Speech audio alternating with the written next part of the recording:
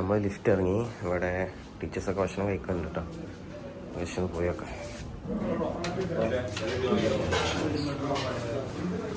എല്ലാവരും എന്താണ് ഡയറ്റ് ഭക്ഷണം ആവശ്യം ഭാഷ കഴിക്കുക.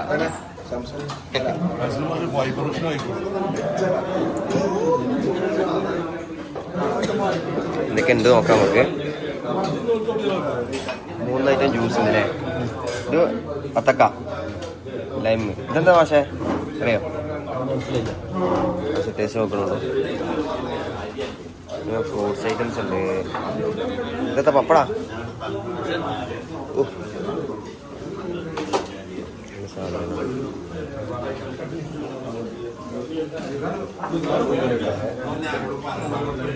ജിലേബി.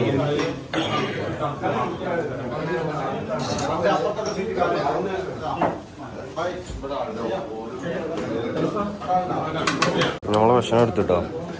ഇവിടെ ടോസ്റ്റ് ചെയ്ത് എടുക്കുന്നുണ്ട്. ഇരിക്കാനൊരു സ്ഥലം.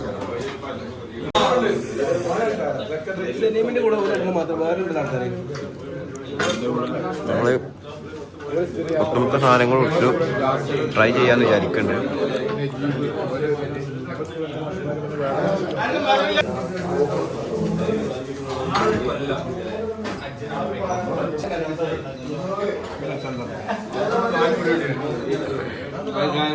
ഇന്നത്തെ ബ്രേക്ക്ഫാസ്റ്റ് വളരെ ഉഷാറായിട്ടുണ്ട്. 2 സാൻഡ്വിച്ച്, ഫ്രൂട്ട്സ് ഉണ്ടായിരുന്നു, പിന്നെ എല്ലാം കൊണ്ടും സമൃദ്ധമായിരുന്നു. എടുക്കാതെ. അപ്പോൾ നമ്മൾ 7ാമത്തെ ദിവസം യാത്ര ആരംഭിക്കാൻ പോവാണ്. ഭക്ഷണമൊക്കെ കഴിച്ചു. നമ്മൾ റൂമിൽ നിന്ന് ഇറങ്ങാൻ പോവാണ് കേട്ടോ. നമ്മൾ കുറച്ച് ചുടുവെള്ളം. ഹോട്ട് വാട്ടർ മില്ലേക്കാ ഗരം പാനി ചൂട് എടുക്കാൻ വേണ്ടി നമ്മൾ ക്യാൻറ്റീനിലേക്ക് വന്നതാണ് കേട്ടോ. ഇവിടുത്തെ മുസ്ലിം ലീഗിൻ്റെ നേതാവാണ് കേട്ടോ. ഇവിടുത്തെ കാര്യങ്ങളൊക്കെ ഭക്ഷണം ചോദിച്ച് മനസ്സിലാക്കി പറയാണ്. ഓക്കെ, അപ്പോൾ രാജ്കോട്ടിലെ സ്റ്റേ കാര്യങ്ങൾ കഴിഞ്ഞു. ഞങ്ങളിവിടെ നിന്ന് പോയതാ നിമിഷങ്ങളൊക്കെ ഒന്ന് ഇറങ്ങും. ഇതാണ് ഞങ്ങളെ ഹോട്ടലിൻ്റെ പുറത്തു നിന്നുള്ള കാഴ്ച കേട്ടോ. ഇന്ന് പൂർണ്ണമായിട്ടും രാജ്കോട്ട് ചുറ്റിക്കറങ്ങി കാണുക എന്നുള്ളതാണ് ഞങ്ങളുടെ ലക്ഷ്യം. വെയിറ്റ് വെക്കുന്ന മെഷീൻ ഉണ്ട്. ടീച്ചേഴ്സൊക്കെ വെയിറ്റ് ഒക്കെ വേണ്ടി വരിക. മാഷ ID കാർഡ് മാഷ 85 കിലോ മാഷ്.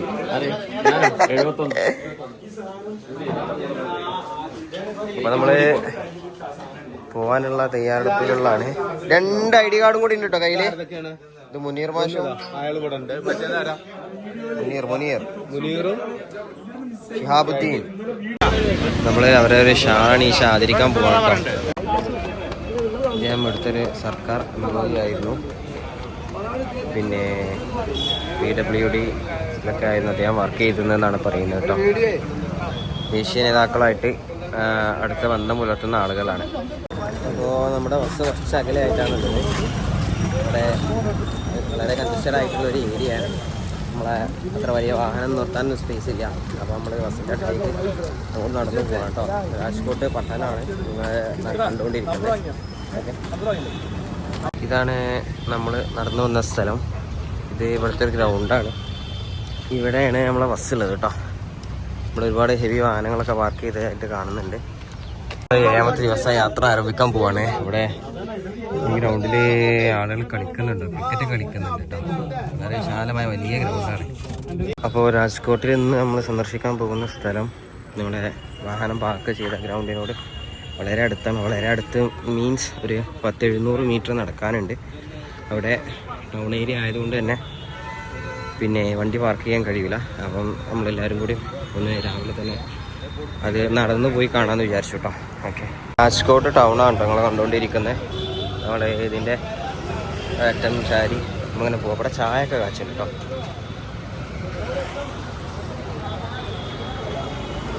വലിയ വലിയ ബിൽഡിങ്ങുകളും കാര്യങ്ങളൊക്കെ നമുക്ക് ഇവിടെ കാണാൻ കഴിയും. ഓക്കെ, ഈ ക്രിക്കറ്റ് ബാറ്റൊക്കെ വിൽപ്പനയ്ക്ക് വെച്ചിട്ടുണ്ട് കേട്ടോ. ഇതൊക്കെ തന്നെയാണ് ഇവരെ ലൈഫ്. ഇവിടെ ആ ഇവിടെ കണ്ടില്ല ആൾക്കാർ ഇവിടുന്ന് മുഖമൊക്കെ കഴിക്കുന്നത്. ഇത് തന്നെയാണ് ഇവരെ വീടും കാര്യങ്ങളൊക്കെ. തെരുവിൻ്റെ മക്കളാണ് സത്യം പറഞ്ഞാൽ. മെയിൻ റോഡിൽ നിന്നും ഒരു പോക്കറ്റ് റോഡിലേക്ക് കയറിയിട്ടുണ്ട്. തെരുവുകളൊക്കെ ഒന്ന് ആക്റ്റീവായി വരുന്നതേ ഉള്ളൂ കേട്ടോ. കടകളൊക്കെ തുറന്നു വരുന്നതേ ഉള്ളൂ. സമയം അതിനത്ര ആയിട്ടില്ല. ഞങ്ങൾ നേരത്തെ ഇറങ്ങിയതാണ്. തെരുവ് ഉന്തുവണ്ടിയിലൊക്കെ കച്ചവടക്കാർ അവർ സാധനം വിൽക്കാനൊക്കെ സാധനങ്ങളൊക്കെ റെഡിയാക്കിക്കൊണ്ടിരിക്കുകയാണ് കേട്ടോ. അവിടെയൊക്കെ ഉണ്ട്. ഒക്കെ നമ്മൾ ഗല്ലികളിൽ നിന്ന് ഗല്ലികളിലേക്ക് പോയിക്കൊണ്ടിരിക്കുകയാണ്. പഴയകാല ഒരുപാട് പഴക്കം ചെന്ന ബിൽഡിങ്ങുകളാണ് തോന്നുന്നുണ്ട് കണ്ടിട്ട് കേട്ടോ. ആ ഒരു സ്ഥലത്തേക്ക് എത്തിയിരിക്കുകയാണ്. ഖബാഗാന്ധി നോഡലോ ഇതെന്താണ് സംഭവം? മോഹൻദാസ് കരംചന്ദ് ഗാന്ധിയില്ലേ, ആ ഗാന്ധിനെ ഇവിടെയുള്ള ആൾക്കാർ സ്നേഹപൂർവ്വം വിളിച്ചിരുന്ന പേരാണ് ഖാബാഗാന്ധി. ഖബാഗാന്ധി അല്ലേ? അപ്പോൾ അദ്ദേഹം ഇവരുടെ ബ്രിട്ടീഷുകാരുടെ ഒരു ഉദ്യോഗസ്ഥനായിട്ട് ചാർജ് എടുക്കുന്നുണ്ട്. ആ ചാർജ് എടുക്കുന്ന സമയത്ത് മുമ്പിൽ താമസിക്കുന്ന വീടാണ് ഇത്. ഭയങ്കര ഫെസിലിറ്റികളൊക്കെ ഉള്ള വീടാണ്. ഇവിടെയാണ് ശരിക്കും ഗാന്ധിയുടെ കുട്ടിക്കാലം. നല്ല സുഖ സമ്പന്നതയിലായിരുന്നു. ആ കുട്ടിക്കാലം ചെലവഴിച്ചത് 7ാമത്തെ വയസ്സിലാണ് ഗാന്ധി എന്ത് ചെയ്യുന്നത് ഇങ്ങോട്ട് വരുന്നത്. പക്ഷേ കുട്ടിക്കാലം മൊത്തം ഇവിടെ ചെലവഴിച്ചിരുന്നത്. ഓക്കെ, അപ്പോൾ ചുരുക്കി പറഞ്ഞാൽ അടുത്ത് ഗാന്ധിജിൻ്റെ ബാല്യകാല വീടാണ് കേട്ടോ. അപ്പോൾ പണ്ട് ഗാന്ധിജിയുടെ കുട്ടിക്കാലം മുഴുവൻ കഴിച്ചു കൂട്ടിയ ഗാന്ധിജിയുടെ വീട്ടിലേക്കാണ് നമ്മൾ എത്തിയിട്ടുള്ളത്. ഓക്കെ, അപ്പോൾ ഇവിടെ അതുമായിട്ട് ബന്ധപ്പെട്ടുള്ള ചരിത്രങ്ങളും കാര്യങ്ങളൊക്കെ അവിടെ കൊടുത്തിട്ടുണ്ട് കേട്ടോ. അദ്ദേഹത്തെ പണ്ട് കാലത്ത് വിളിച്ചിരുന്നത് സ്നേഹപൂർവ്വം ഖബാഗാന്ധി എന്നായിരുന്നു എന്നല്ലോ. പണ്ടത്തെ മോഡൽ സ്വിച്ചാണല്ലോ അത്. ഓക്കെ, അപ്പോൾ നമുക്ക് ആ വീടും കാര്യങ്ങളൊക്കെ ഒന്ന് കാണാം. ഹേ റാം എന്ന് എഴുതിയ ഒരു സ്ഥലം ഇവിടെ കാണുന്നുണ്ട് കേട്ടോ. ഇത്തരം സ്ഥലങ്ങളിലൊക്കെ നമ്മൾ കാണുന്നത് ഇവിടെ നിന്ന് പോയ ആളുകളുടെ പേര് വിവരങ്ങളൊക്കെ എഴുതാനുള്ള സ്പേസ് ഉണ്ട് കേട്ടോ. കരംചന്ദ് ഗാന്ധിജിയുടെ ഫാദർ, ദെൻ ഗാന്ധിജിയുടെ മദർ, ദെൻ മറ്റു വിവരങ്ങളൊക്കെ അവിടെ കൊടുത്തിട്ടുണ്ട് കേട്ടോ. ഗാന്ധിജിയുടെ ചെറുപ്പകാലത്ത് ഗാന്ധിജി ചെലവഴിച്ച സ്ഥലം. ഓക്കെ, ഇവിടെയൊക്കെ പല കാര്യങ്ങളും കൊടുത്തിട്ടുണ്ട്. പഴയകാല ഫോട്ടോഗ്രാഫ്സും കാര്യങ്ങളൊക്കെ ആയിട്ട് കാണുന്നത്. ഗാന്ധിജി ആൻഡ് സർദാർ വല്ലഭായ് പട്ടേൽ, ഒരുപാട് ആളുകളുണ്ട് ഇവിടെ. ഗാന്ധിജി ആൻഡ് മുഹമ്മദ് അലി ജിന്ന, സുഭാഷ് ചന്ദ്രബോസിൻ്റെ കൂടെ, അങ്ങനെ ഒരുപാട് വലിയ വലിയ നേതാക്കന്മാരുടെ കൂടെ.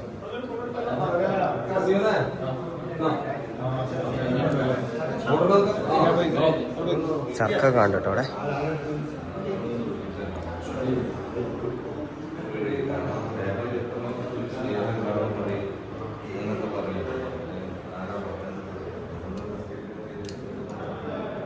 ആ സ്വിച്ചുകളും കാര്യങ്ങളൊക്കെ അതൊക്കെ സ്വിച്ചാണ് കേട്ടോ. അതൊക്കെ അതേപോലെ തന്നെ മെയിൻറ്റെയിൻ ചെയ്തിട്ടുണ്ട്.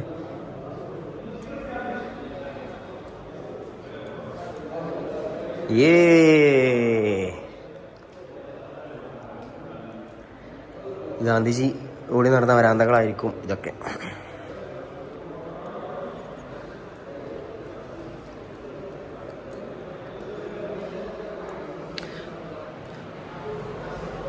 ഓക്കെ, അധികം വിവരങ്ങളൊക്കെ ഇതിൽ കൊടുത്തിട്ടുണ്ട്. ഗുജറാത്തി ഭാഷയിൽ ഹിന്ദി ഭാഷയിലൊക്കെയാണ് കൂടുതലായിട്ട് കാര്യങ്ങളൊക്കെ കൊടുത്തത് കേട്ടോ. ഇംഗ്ലീഷിലും ഉണ്ട്. ഓക്കെ, ഇതാണ് ഗാന്ധിജിയുടെ കുട്ടിക്കാലത്തെ വീട്. അതേപോലെ ഗാന്ധിജിയുടെ ഒരു പ്രതിമ ഇവിടെ ഉണ്ട് കേട്ടോ.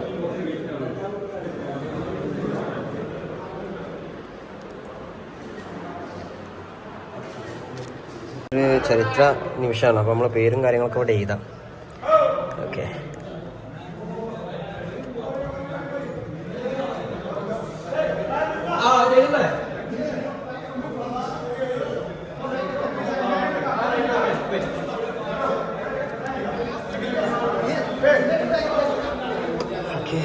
അപ്പോൾ നമ്മൾ ഗാന്ധിജിയുടെ ബാല്യകാല വീടും കാര്യങ്ങളൊക്കെ പരിസരവും അതിൻ്റെ ഉൾഭാഗമൊക്കെ കണ്ടു. നമ്മളിനി അടുത്ത ഡെസ്റ്റിനേഷനിലേക്ക് പോകാൻ പോവാം. ഓക്കെ, ജുനഗഡിലേക്കാണെന്നാണ് തോന്നുന്നത്. പേര് കൃത്യമായിട്ട് എനിക്ക് ഓർമ്മയില്ല. അപ്പോൾ നമ്മൾ ഗാന്ധിജിയുടെ ബാല്യകാല വീടൊക്കെ കണ്ടു. രാജ്കോട്ടിലാണ് അത് സ്ഥിതി ചെയ്യുന്നത്. ഇനി നമ്മൾ ജുനഗഡ് ലക്ഷ്യമാക്കി സഞ്ചരിക്കുകയാണ്. ഏകദേശം 2-2.5 മണിക്കൂറോളം ദൈർഘ്യമേറിയ യാത്രയാണ്. ഓക്കെ, ഗുജറാത്തിലെ മാർക്കറ്റുകളാണ് കേട്ടോ. ഇത്തരത്തില് വളരെ നമ്മുടെ നാട്ടിൽ കാണാത്ത രീതിയിൽ വ്യത്യസ്തകരമായിട്ടുള്ള മാർക്കറ്റുകളാണ് നിങ്ങൾ കാണുന്നത്. ജില്ലാ കലോത്സവത്തിന്റെ അങ്ങനെ രാവിലെ രാജ്കോട്ടിൽ നിന്നും യാത്ര തിരിച്ച ഞങ്ങൾ ഉച്ച 1 മണിയോടുകൂടി ജുനഗഡ് എന്ന നഗരത്തിലാണ് എത്തി നിൽക്കുന്നത് കേട്ടോ. ജുനഗഡ് നഗരിൽ നമ്മൾ കൂടുതലായിട്ട് ഇത്തരത്തിലുള്ള പഴയ കാലത്തെ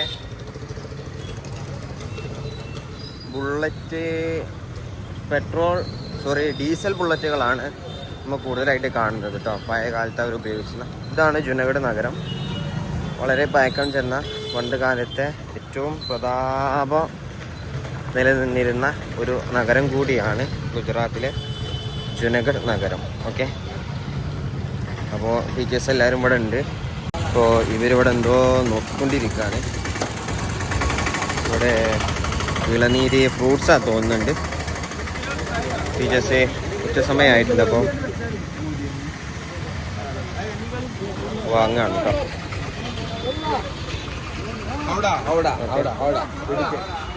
ഒരിടക്കാല ആശ്വാസത്തിന് എല്ലാവരും ഒരു പഴം വാങ്ങി കഴിക്കുന്നുണ്ട് എല്ലാവരും.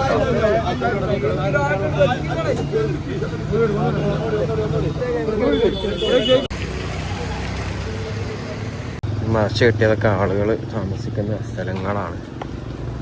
ഓക്കെ, ഇവിടെയൊക്കെ നമ്മൾ വന്നിട്ടുള്ളത്. ഇവിടെ വലിയൊരു കവാടവും കാര്യങ്ങളൊക്കെ നമുക്ക് കാണാൻ കഴിയും കേട്ടോ. ഓക്കെ, ഇതാണ് മക്ബറ. ഇവിടെ പള്ളിയോ കാര്യങ്ങളെന്തോ. അപ്പോൾ ഇതാണ് നമ്മൾ കാണാൻ വന്നിട്ടുള്ളത് കേട്ടോ. ഓക്കെ,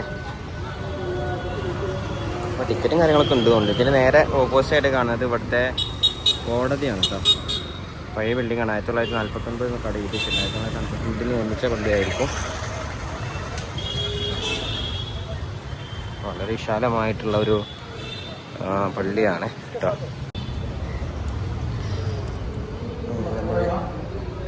ചെരുപ്പ് ഊരി വെച്ചു. നമ്മൾ മക്കളെ കാണാൻ വേണ്ടി വന്നതാണ്. ഇതൊക്കെ കബറുകളാണെന്ന് തോന്നുന്നുണ്ട്.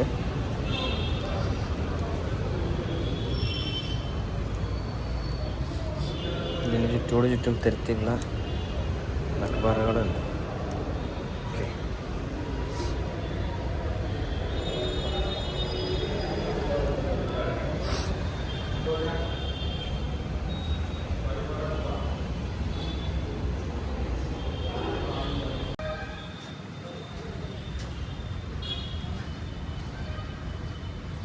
പണ്ട് കാലത്ത് ഈ നഗരം ഭരിച്ചിരുന്ന ഭരണാധികാരികളുടെ 1800-കളിലും 1600, 1700 കാലഘട്ടങ്ങളിൽ ഈ ജുനഗഡ് നഗരം ഭരിച്ചിരുന്ന ഭരണാധികാരികളുടെ മക്ബറകളാണ് എൻ്റെ പിന്നിലായിട്ട് കാണുന്ന ഈ ബിൽഡിങ്ങുകളിലെല്ലാം ഉള്ളത് കേട്ടോ. ഇതിൻ്റെ ഉള്ളിൽ പൂർണ്ണമായിട്ട് മക്ബറകൾ മാത്രമാണുള്ളത്. അപ്പോൾ വളരെ മനോഹരമായിട്ടുള്ള അടിപൊളിയായിട്ടാണ് ഇവർ ഇതിനെ പരിപാലിക്കുന്നത് കേട്ടോ. ഇവിടെയുള്ള മറ്റൊരു ഒരു ശവകുടീരാണ് കാണുന്നത് കേട്ടോ.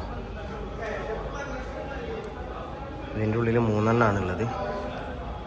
ഫോട്ടോയുടെ ചാർജ് പൈസ മാഷാണ്. 6 നിയമങ്ങളുണ്ടെന്നാണ് മാഷ പറഞ്ഞത്. മാഷ അതിനനുസരിച്ച് അറേഞ്ച് ചെയ്യുന്നതാണ്.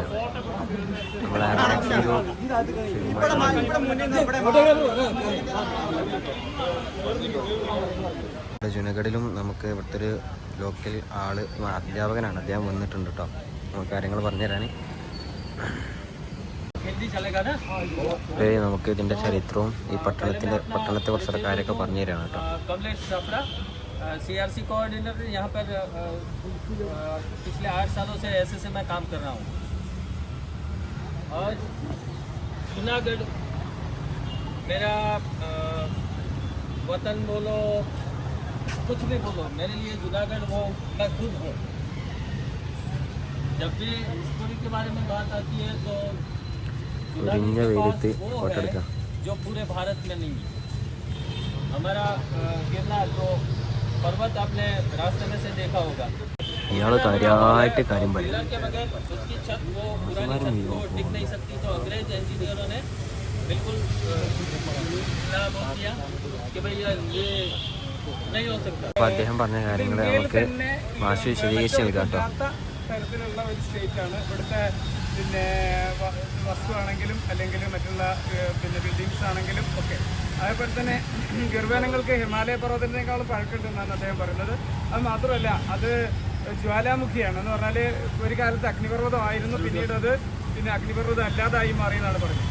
അതേപോലെ തന്നെ ആ അഗ്നിപർവ്വതത്തിൽ നിന്ന് പുറപ്പെടുന്ന ലാവ ഈ പ്രദേശത്തിന് വല്ലാത്തൊരു ഫലപുഷ്ടി നൽകിയിട്ടുണ്ടെന്നും ആ ഫലപുഷ്ടിയാണ് ഇവിടെ ഗോതമ്പ് ഉൾപ്പെടെയുള്ള ഒരുപാട് ധാന്യങ്ങളും അതുപോലെ തന്നെ മരങ്ങളും ഒക്കെ ഇത്ര നല്ല രീതിയിൽ ഉത്പാദിപ്പിക്കപ്പെടുന്നതെന്നാണ് പിന്നെ ഒരു സെഷനിൽ മൂപ്പര് പറഞ്ഞത്. മറ്റൊന്ന്, ഇന്ത്യയിൽ സ്വാതന്ത്ര്യം കിട്ടുമ്പോഴും ഇത് സ്വതന്ത്രമായിട്ട് നമ്മൾ മറ്റുള്ള നമ്മളടുത്തുള്ള മാഹിയൊക്കെ നിന്നതുപോലെ പിന്നെ സ്വതന്ത്ര പ്രദേശമായും നിലനിന്നു. പിന്നീട് എനിക്ക് തോന്നുന്നു നമ്മളെ പിന്നെ പട്ടേലിൻ്റെയൊക്കെ നേതൃത്വത്തിലുള്ള അതിന് ശേഷം ഉണ്ടായുള്ള യുദ്ധത്തിലൂടെ അല്ലെങ്കിൽ ചിലപ്പോൾ ഒരു 3 മാസം നീണ്ടുന്ന യുദ്ധത്തിലൂടെയാണ് പിന്നീട് അത് ഇന്ത്യൻ യൂണിയൻ്റെ ഭാഗമായിട്ട് മാറിയതെന്ന്. പിന്നെ അവിടെ സ്റ്റെപ്പ് വെല്ലുണ്ട്, ഇവിടെ പിന്നെ എന്താ ഒരു നേരെ കിണർ പോലെയുള്ള ചില സാധനങ്ങളുണ്ട്. പിന്നെ യൂണിവേഴ്സിറ്റിക്ക് സാറ് പറഞ്ഞത് എന്താണെന്ന് വെച്ചാൽ പണ്ട് കാലത്ത് ഇന്ത്യക്ക് സ്വാതന്ത്ര്യം കിട്ടി അപ്പോൾ പോലും ഈ ഒരു നഗരം ജുനഗഡ് എന്നുള്ള ഈ ഒരു നഗരം ഇന്ത്യയുടെ ഭാഗമായിരുന്നില്ല. അവരിത് സ്വതന്ത്ര സ്ഥലമായിട്ട് സ്വതന്ത്ര രാജ്യമായിട്ട് അവർ പ്രഖ്യാപിക്കുകയും അവർ ഇന്ത്യയുടെ ഭാഗമാവാതെ മാറി നിൽക്കുകയൊക്കെ ചെയ്തിരുന്നു എന്നാണ് പറയുന്നത്. ആ മാറി നിന്ന രാജാക്കന്മാരുടെ മക്ബറകളാണ് ഇതിൻ്റെ ഉള്ളിൽ നിന്നത് കേട്ടോ. പിന്നീട് 3 മാസത്തോളം കാലം നീണ്ടു നിന്ന യുദ്ധങ്ങൾക്ക് ശേഷമാണ് മറ്റ് ആരോ പിടിച്ചെടുത്തു, അതിന് ശേഷമാണ് അവർ ഇന്ത്യയുടെ ഭാഗമായിട്ടുള്ളത് എന്നാണ് പറയുന്നത്. ഈ വരുന്ന രീതിയിലുള്ള ഡീസൽ ബൈക്കുകൾ ഇത്തരത്തിൽ ഒരു വേറെ 2 ടയറൊക്കെ വെച്ചിട്ട് അടിപൊളിയാക്കിയിട്ട് ഡീസൽ ബുള്ളറ്റുകളാണ് കേട്ടോ. അത് നല്ല മൈലേജ് ഒക്കെ ഉണ്ടാവും എന്നാണ് പറയുന്നത് കേട്ടോ. ഇതാണിപ്പോൾ നമ്മൾ കണ്ട ആ മക്ബറ. ഓക്കെ, ഇത് ഡിസ്ട്രിക്ട് സെഷൻ കോർട്ടാണ് ജുനഗഡ് കേട്ടോ. പിന്നെ ഓട്ടോ പിടിച്ചിട്ട് ഫോർട്ടിലേക്ക് പോവാണ്. ഇവിടെ ഒരു കോട്ടയുണ്ട്, അത് കാണാൻ വേണ്ടി പോകാൻ നിൽക്കുകയാണ്. ഓട്ടോകൾ വളരെ കുറച്ചേ ഇവിടെ ഉള്ളൂ. അപ്പം 1-2 ഓട്ടോകളിൽ ഇതാണ് ടീച്ചേഴ്സ് പോകുന്നുണ്ട്. അപ്പം നമ്മൾ ഓട്ടോക്ക് വെയിറ്റ് ചെയ്യാം കേട്ടോ. ഇവിടുത്തൊരു ടൈപ്പ് റൈറ്റർ സെൻ്ററാണ് കേട്ടോ. ഇവിടെ ഗുജറാത്തി ഭാഷകളൊക്കെ ടൈപ്പ് ചെയ്യുന്നുണ്ട്. ഓക്കെ,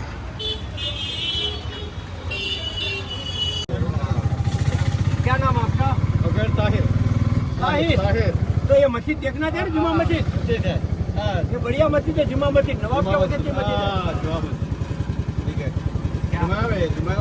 जुमा मस्जिद. हाँ, जुमा मस्जिद. यस. बहुत बड़ी मस्जिद है भैया. ये आप मानो कि आप तो मुसलमान बाजार. റോഡുകളും മറ്റു കാര്യങ്ങളൊക്കെ വളരെ മോശമാണ് കേട്ടോ. പിന്നെ ഭൂരിപക്ഷ പ്രദേശമാണ്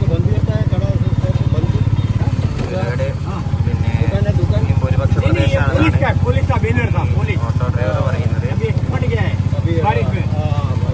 നമ്മൾ ഒരു കോട്ട ലക്ഷ്യമാക്കിയിട്ടാണ് നമ്മൾ പോയിക്കൊണ്ടിരിക്കുന്നത്. ഇവിടെ ഹിന്ദു മുസ്ലിം ഇന്ത്യ എന്നാണ് ഇവർ പറയുന്നത് കേട്ടോ. പക്ഷെ വികസനമൊന്നും തീരെ എത്തിപ്പെടാത്തൊരു ഏരിയ ആണിത്.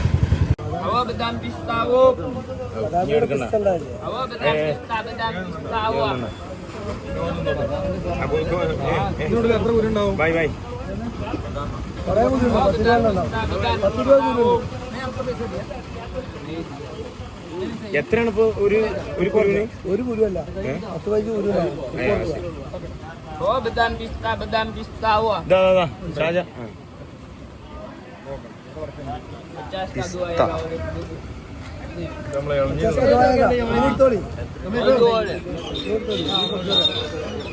ഇവിടെ പലതരത്തിലുള്ള മിഠായികളുണ്ട് കേട്ടോ.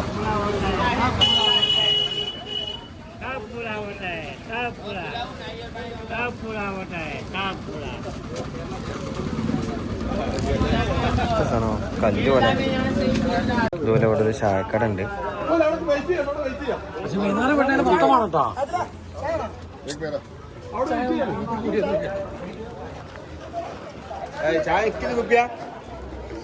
ഇഞ്ചി ചായ അതുകൊണ്ട് ഇത് ഈ കോട്ടയുടെ മുന്നിലുള്ള ഒരു കടകളാണ് കേട്ടോ. നമ്മുടെ നാട്ടിലുള്ള പഴയ ഗോലി സോഡകളാണ്. കൂളിംഗ് ഗ്ലാസുകളുണ്ട്.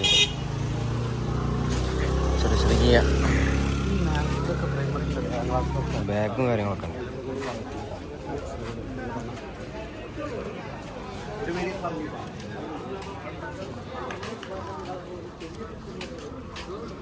ഉപ്പാർക്കോട്ട് എന്നാണ് കോട്ടൻ്റെ പേര്. ഇതുകൊണ്ട്